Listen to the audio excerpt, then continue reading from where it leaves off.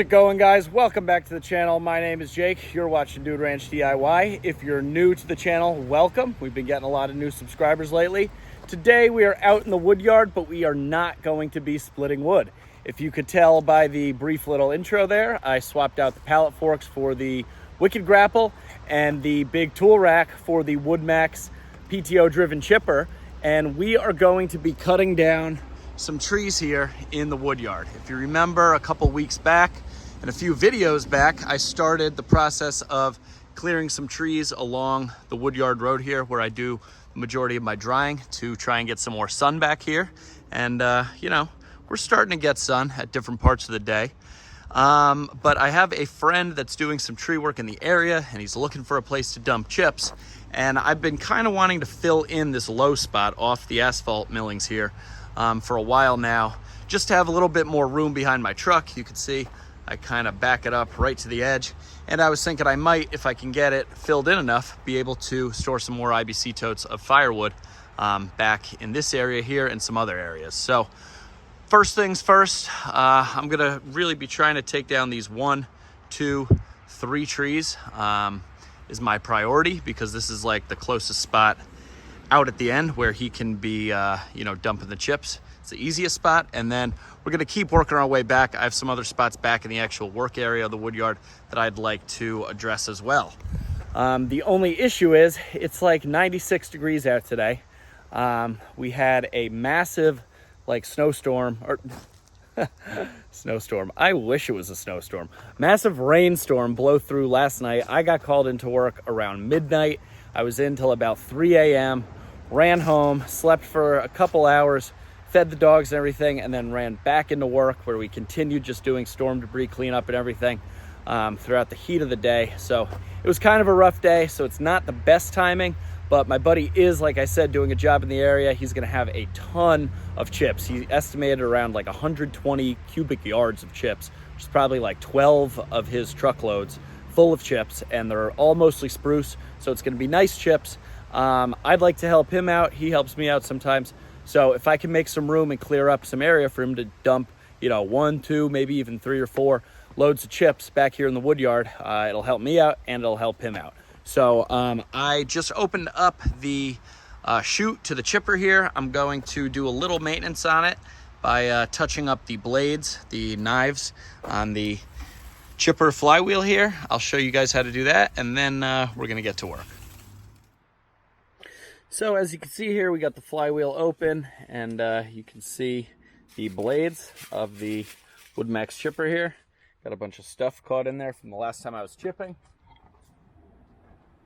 And these sides are, or these blades are double-sided. I don't know if you can tell right here, but I haven't actually flipped over to the other side yet. But instead of totally swapping out the blades, I'm just going to touch up. You can probably see there's some little like divots and nicks and stuff in there. So I'm going to touch up these flywheel knives. It definitely helps with the quality of the chips, and it helps just pulling in like the harder wood, because we are going to be cutting down sugar maples today. And it just helps assist in that. So 2 knives, 2 edges, shouldn't be too bad. Let me show you what I'm going to use to do this. So guys, what I'm going to be using is his AccuSharp. It's a knife and tool sharpener, as you can see here. It's pretty simple, but it works really well. I use it to sharpen everything from kitchen knives to my pocket knife and chipper blades as well. And basically what you do is, you can see in there, if it'll focus, there we go. There's a little sharpener blades in there, and you just basically run this thing along the blades, and it keeps them nice and sharp. Now, it works better if you were to take the blades totally off the chipper, but in the interest of time, I'm not going to be doing that, because if I were going to take them off the chipper, I might as well just flip them and you know, start using the fresh edge. So I'm just going to give a couple passes on each knife to give it, you know, a little touch up, and then we're going to get to work here.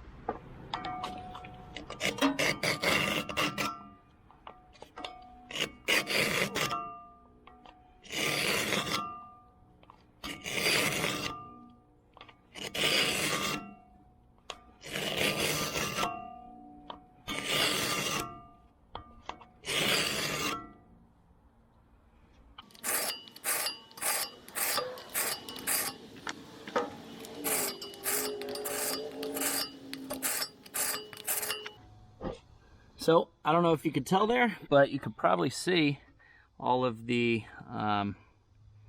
you know, grindings that are coming off there, and this blade has a nice sharp new edge to it. It's very sharp to the touch, and this thing, you know, it's not a professional sharpening or anywhere close to sending it back to WoodMaxx. I believe you can send the blades back to WoodMaxx. You pay shipping and everything, and they will sharpen the blades. I think it's like 15 or 20 bucks or something for the set, for them to sharpen it, and then they'll send it back to you.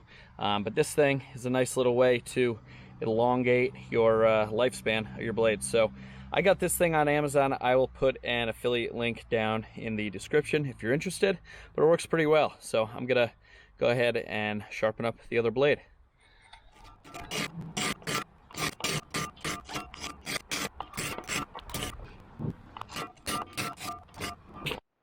All right, so we got plenty of grindings on this one.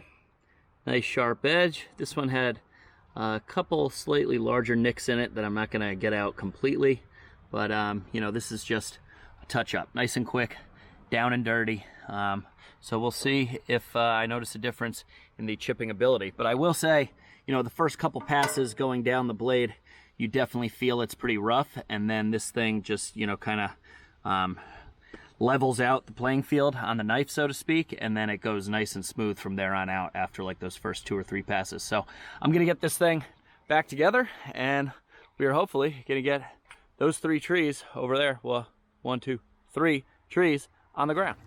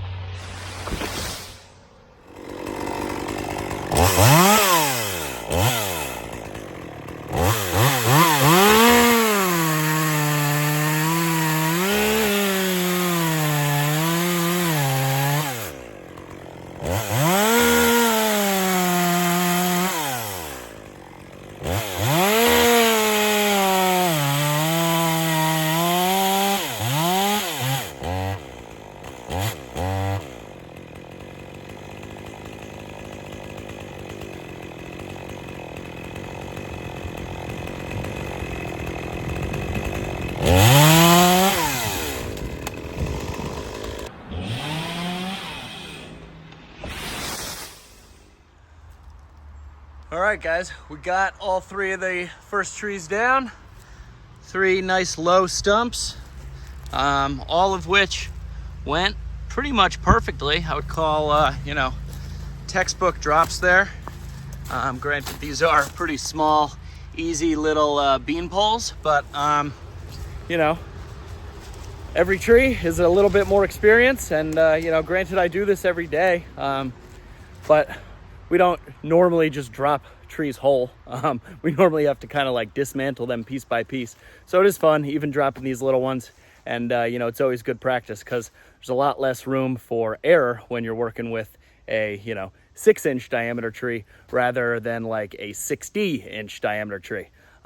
You know, so, yeah, I guess that's about it. If you guys have any questions on how to, you know, like drop a tree or what type of cuts to use, what kind of notches to use, when to bore cut, when to back cut, you know, different scenarios, how to steer a tree. Be more than happy to answer that in another video, you know, if you guys are interested in that. If not, then I'll just keep my mouth shut, keep doing what I'm doing. But either way, I'm going to wrangle up all this brush into a pile, and then we are going to chip it basically just down into this area where I'm standing right now. So here we go.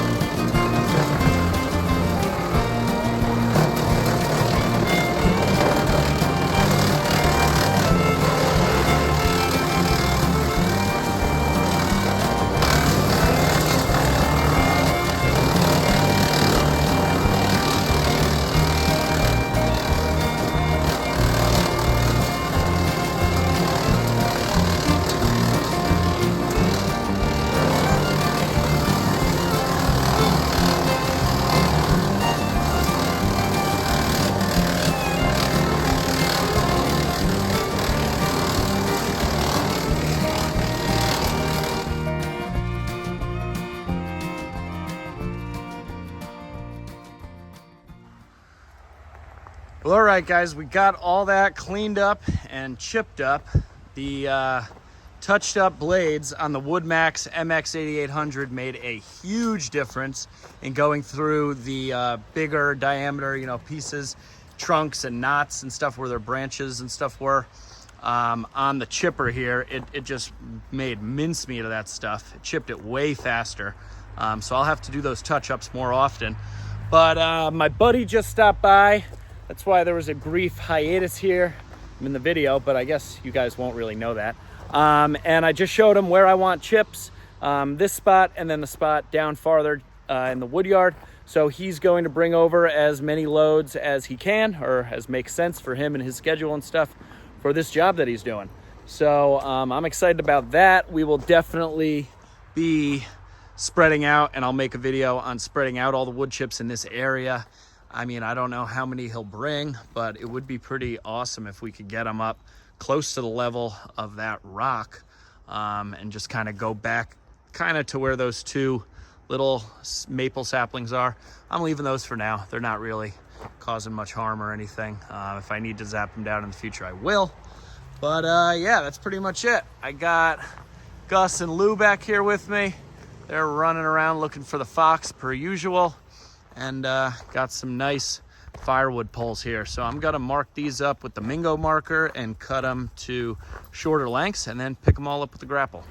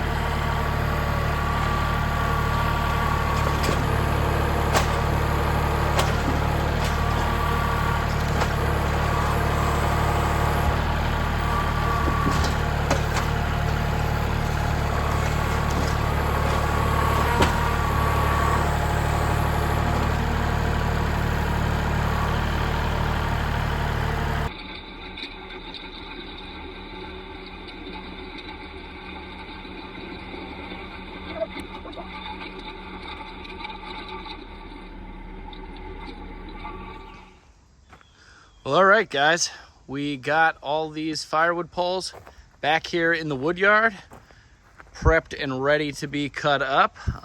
Just as soon as I get all this ash out of the way, but I am ready to split up the ash. I got a tote that's like partially filled over here with some ash already, so hopefully I can fill it up with the rest of these rounds, and then after that we will be on to the maple. We got this maple that obviously I just brought here, and then a bunch of maple logs right here in the front that we will do as well. So that's pretty much gonna wrap it up for this video right now. Tomorrow I'm going to be getting hopefully a couple loads of wood chips in, so look forward to that, me spreading that in a future video. And then I'm probably going to leave the tractor set up in this configuration just for now, because it's supposed to be a real sweltering week this week. So if I can just kind of putz around and do little stuff and, you know, use the chipper and open up some more shade back here, I'll probably do that instead of cutting and splitting firewood just for now. So yeah, I'm gonna leave it in the, you know, cutting down trees mode, and we will spread out those chips once they arrive. I'm blabbering on.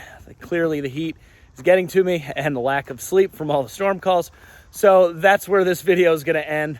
As always, guys, thanks so much for watching. If you're new to the channel, welcome.